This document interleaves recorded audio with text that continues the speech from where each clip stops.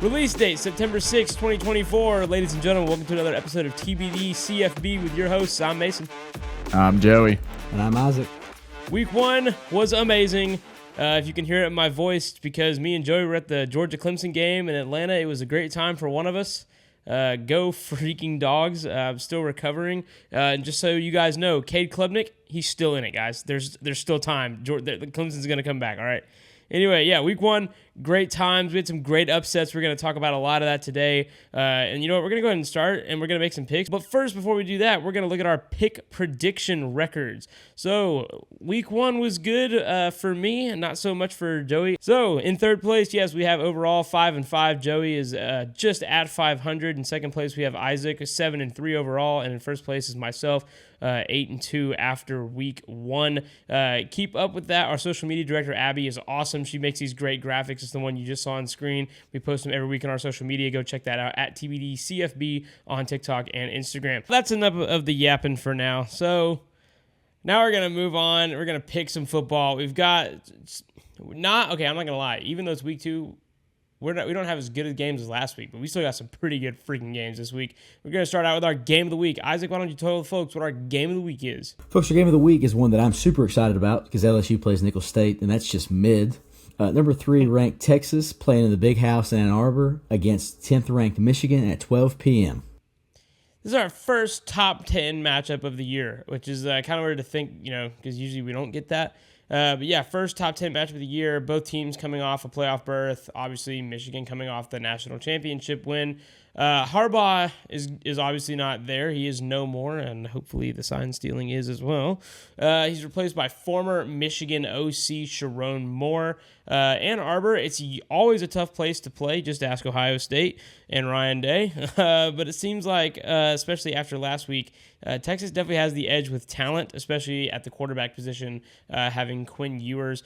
Had a little bit of quarterback trouble against Fresno State, Michigan did last week, so it should be interesting. The ESPN FPI is Texas 74%. Our TBD model has Texas by 1, and the spread is Texas by 7.5. I'm going to tell you right now, Texas is going to win this game, no doubt in my mind. Quinn Ewers is going to come in there and throw all over them. Their wide receiver room is really good, and their running backs can freaking run you over. So I think that Michigan's going to struggle. I think it is at home, so that definitely gives them an advantage. But give me Texas, but I'm gonna pick Michigan to cover the spread.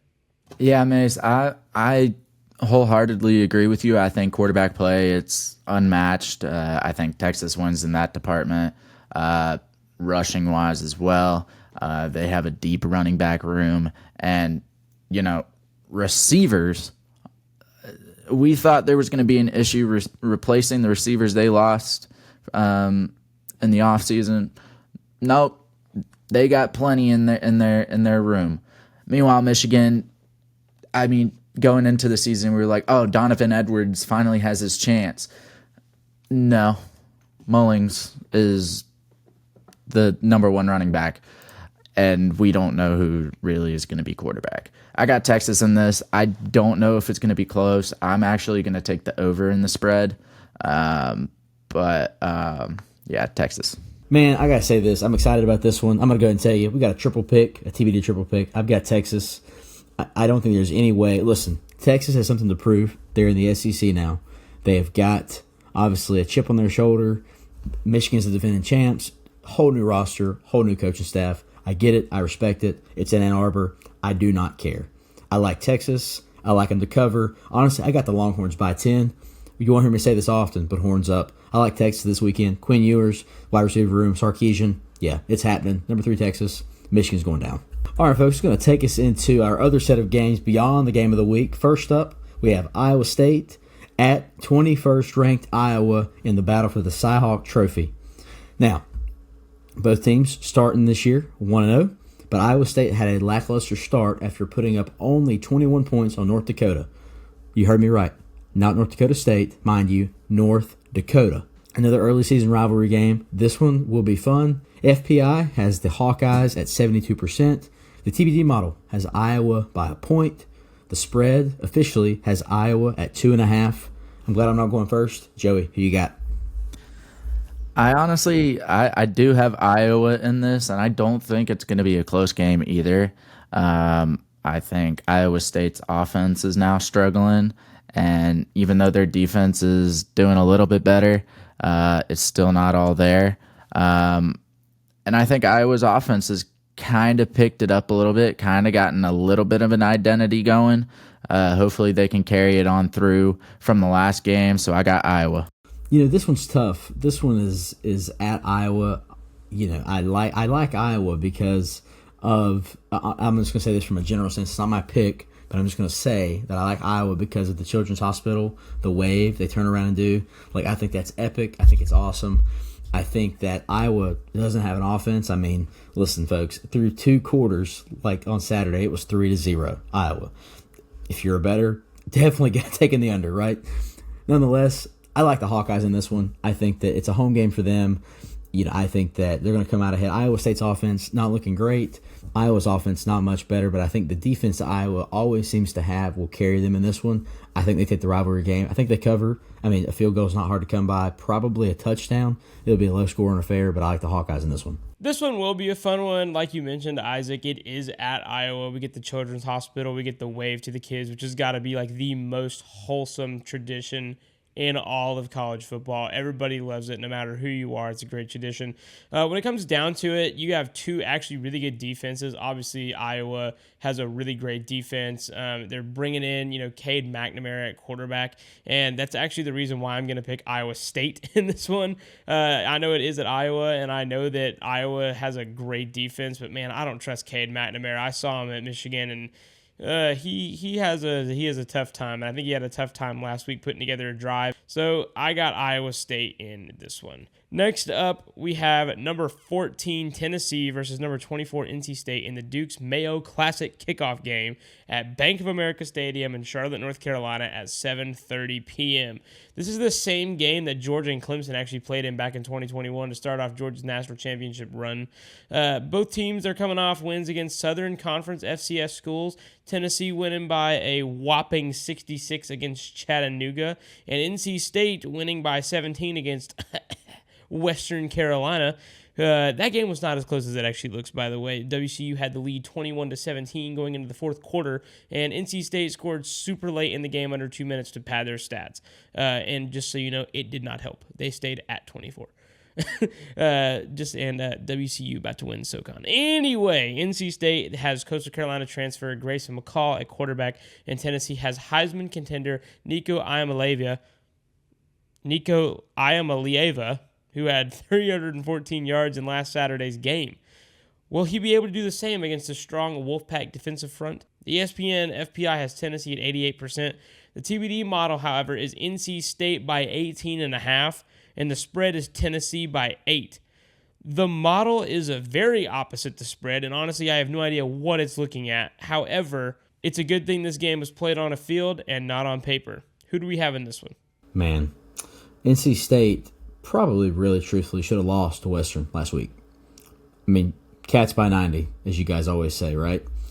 This one, I'm so confused. I'm bamboozled, as my brother would say, by the model, because we've got almost a 19-point spread in favor of State, and then we have an 8-point official spread for Tennessee. Listen, no disrespect to NC State or Western for that matter, but Tennessee, I know, is against Chattanooga, but 66 points. I think it was like 66-3. Man, honestly, there's no way that I'm going to have to work on this one because I'm going with the Volunteers. I think this was going to be easy. I think Tennessee covers. I like Tennessee by probably 14, maybe 21. I think that it will be a significantly larger spread than what it's showing. Their offense is going to look good. Josh Heupel, obviously, the guys in Knoxville in that ugly orange, they always seem to have a good offense.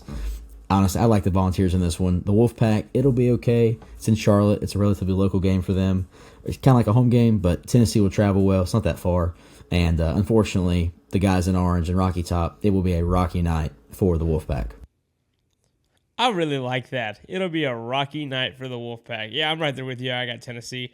I think they have a really high-powered offense. Don't get me wrong. I mean, you still got some dudes at NC State, but nah, I think Tennessee's going to come in and do their thing, and I think that Nico Iamaleava is going to He's getting some heat. I think they were saying like, oh, he's overrated. Like, it's Chattanooga, whatever. I think he's going to come in. I think he's going to win this game for the Volunteers. So I'm not even worried about it. Grayson McCall, dude. I mean, I think he had a first game jitter game for sure. And I think that they're definitely going to have something to prove and come out and try to, win this game. And I do think it'll be close.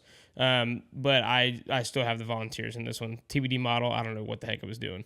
Look, I'm going to go ahead and say it. That NC State game honestly should have been a completely different score in NC State's favor. But when you really look at it, I mean, Western Carolina scored 2 touchdowns where it was essentially given to them. I mean, one of them, they intercepted the ball and started their drive on the 5-yard line or something like that. Did those jitters get out of Grayson McCall in that first game? We don't know. All we do know is, NC State's run defense was very good, no matter how poorly they had looked, and they kind of struggled against the pass. I mean, AJ Colombo and Cole Gonzalez connection. I mean, if you're getting diced up by a 5'8" wide receiver, there's a little bit of an issue. Now, I do still think that Tennessee is overrated. I think all their quarterbacks are always going to be overrated. They always have a great arm, but they just don't know how to control it. But I do have Tennessee in this winning this game. It's more than likely going to be more than 8. I just don't see NC State coming out with this one. Which is going to bring us to our next game, which is honestly a really interesting one because it's the only unranked matchup that we're picking this week. But you've got Dion, Prime, Colorado Buffaloes playing in Lincoln against the Nebraska Cornhuskers. Classic rivalry matchup between the Buffaloes and Cornhuskers. A big battle between possible Heisman contender and proven quarterback Shedeur Sanders.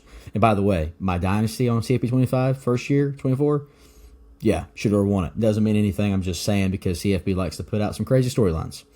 And the highly touted freshman Patrick Mahomes-esque quarterback Dylan Raiola from Nebraska. The Nebraska Stadium is not the most hostile. However, it could be a tougher environment than normal with a 1-0 win streak on the line. With these offenses being so explosive, the defenses being soft, it could be a very high-scoring game. Knowing how Colorado plays, that's a very good possibility. ESPN FPI has Nebraska at 60%. The TBD model has Colorado by 1.5, but the spread has the Huskers in Nebraska by 7.5. It's Sanders versus Rule, who obviously had a horrid NFL stint with the Panthers. Might I plug that? But who comes out on top? Mason, who you got? This is going to be a really good match. I'm actually really excited for this one because, like you said, we do have Shedeur Sanders, who had a really good year last year, a lot of yards, makes big passes, reads the field extremely well. And then you've got, this new hotshot, Dylan Raiola, who's highly touted. He plays very much like Patrick Mahomes, is able to make plays. Now, we've only seen him play in one game, and it was against a lower-tier school, right? But Nebraska did win that game. They won it by a lot. So I think this one will be a good one, and I'm really excited to see it. But I don't think it'll be close. I got Colorado in this one. I think Shedeur and Dion come out, and I think they outcoach Matt Rule in their own field. Nebraska actually lost this game last year. Now, to be fair, they didn't have Dylan Raiola at quarterback in a reloaded defense like they do this year. But I will say if Nebraska can keep Travis Hunter locked down and keep pressure on Shedeur Sanders and stop the run, they'll be able to win this game easy. Because Colorado's defense is still on the rebuild. However, that high-powered offense could definitely win this game for the Buffaloes, which is why I'm picking them. Look, I just have to out and say this. Something makes me very uncomfortable with how Patrick Mahomes-esque this guy is. I mean, he's gotten it down to the haircut, the beard trim, the sunglasses, the gear he wears in game. It's a little much. Okay, he is talented. Don't get me wrong. It's something about it just makes me uncomfortable.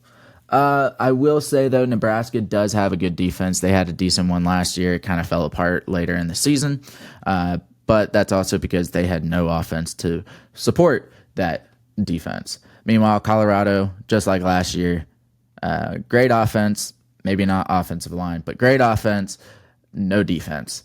So when it comes down to it, what wins the game? Travis Hunter and Shedeur are two amazing talents. Nebraska is still figuring out what their offense is going to be behind this Patrick Mahomes-esque guy, and again, a talented defense. I'm going to have to go with Nebraska.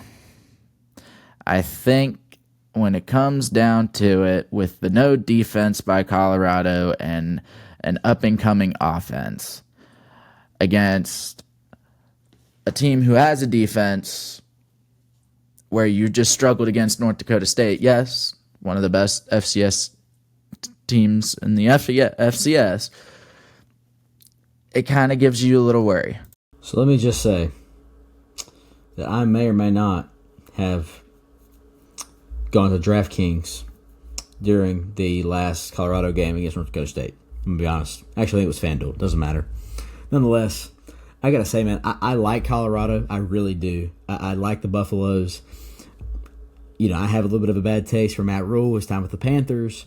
But I think that as a whole, I like Colorado.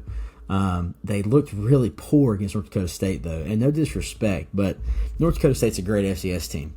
But when you have Deion Sanders as your coach, and you have his son playing quarterback, and you have all the talk that surrounds these guys in Boulder, and all the hype, and you got your own captain's patches, and all the other things that come along with it, I don't care if it's North Dakota State or if it's FCS Southeast, you should win considerably. And they did not. With that said, this is a very tough one. I like Colorado in this one. I think that, I don't know that they cover the spread, 7.5 points. I would say probably by a touchdown, maybe a field goal. It will be a high-scoring game. I like the Buffs in this one, a very tough one, but I think Deion and the boys go into Lincoln, get this one done. But who knows? Mason and I will either be really good in this set or we'll be really bad. Doesn't matter. I've got the Buffs. That leads us to our last game, which is App State at number 25 Clemson. Clemson coming off a tough loss against Georgia at a neutral site. Clemson is looking to bounce back in their home opener against the Mountaineers of Appalachian State. App State opened their season by taking down ETSU 38-10. Clemson is obviously a tougher opponent who is just barely hanging on to their top 25 ranking. Meanwhile, App State is known as the Giant Killer for a reason. With multiple wins over top-tier programs on the road over the years, there's never a surprise with this team. Clemson will need to be ready. ESPN FPI has Clemson at 82%. TBD model has Clemson at -15, and the spread being Clemson with -17. I just have to say, of course, I have my Clemson Tigers in this. I think this is truly the game where the offense has to get it together and put it together, and basically that's it. So let me just say, man, App State, they are the Giant Killer. I mean, they went into Kyle Field last season, upset A&M. We all know that the day 17 years ago, where they beat Michigan. They're local to me. They're within 2 hours of me in Boone. I like the Mountaineers, but this one is in the other Death Valley, not the real one. Honestly, I've got to go with Clemson on this one. I don't think they cover. I think App State makes it close. And just so I'm clear, I will 110% be hoping I get this pick wrong, because I'd love to see App State get the win. I don't think it happens. I like the Tigers in this one. They're back home. They're back in Clemson. I don't think there's any way that App gets this one done. Clemson's got something to prove. I mean, you're looking after a blowout against Georgia. You're hoping to not lose to the sleeper that is Appalachian State. So I like the Tigers in this one. But again, I hope I'm wrong. I really do. Joey, don't even start. Joey, don't even start. No, hold on. No. I'm not saying anything about that. All I'm saying is I'm not even hoping that we don't lose against the sleeper. I'm just hoping for a touchdown.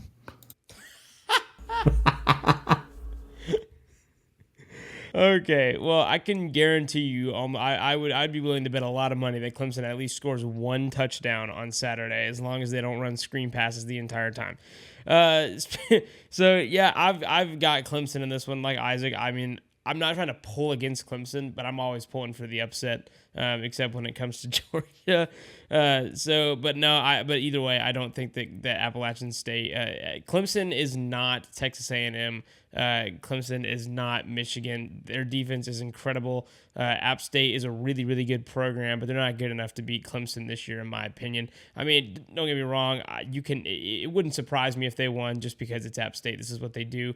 However, that's college football lore. We got to play this game on a field, not on paper. So I've got Clemson in this one. And that is our show, ladies and gentlemen. Thank you so much for listening. It was a great week of college football last week. We are hoping to look forward to a great week of college football this week. Hoping these games will be competitive. Hoping we get some upsets. Hoping there's a little shake-up here and there. And we're just super excited about it. And always remember, no matter what team you pull for, if you're on God's side, you're always on the winning team. Just know that there's a Father in heaven who loves you and that you are loved. You were created by the Father in heaven who sent his only son to die for you.